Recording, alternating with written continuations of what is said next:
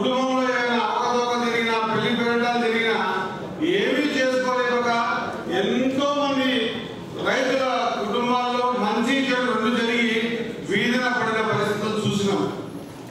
దాన్ని దృష్టిలో పెట్టుకొని మా ప్రొఫెసర్ సునీల్ గారి దగ్గర ప్రభుత్వానికి రాకన్నా ముందు చాలా కాలం విన్నాం. ప్రభుత్వం వచ్చిన తర్వాత కూడా అందరం కలిసి మాట్లాడుకొని మరి ఈ కార్యక్రమాన్ని గతంలో ఏ మాదిరి అయితే రైతు బంధు ఇవ్వాలని అనుకున్నాం. మరి ఏ మోతాదులు ఇవ్వాలి, ఎవరెవరికి ఇవ్వాలి అనేటువంటి మాట ఎక్కడో ఏ చేతుల్లో ఎక్కడో కూర్చొని నిర్ణయం చేస్తే పంచుకోదు.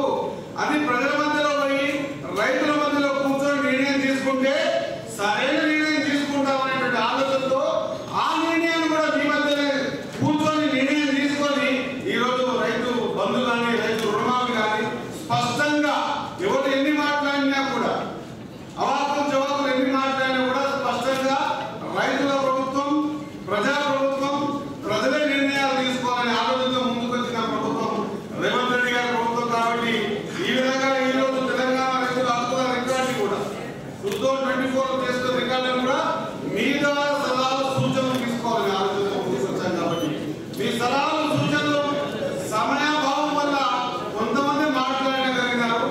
ఇప్పుడు మీకు ఇచ్చిన అప్లికేషన్స్ ద్వారా మీరు ఇన్వైటర్లో ఏమిచ్చినా కూడా దానిలో విలువైన సమాచారాన్ని ఇప్పుడే కలెక్టర్ గారిని మాట్లాడడం జరిగింది.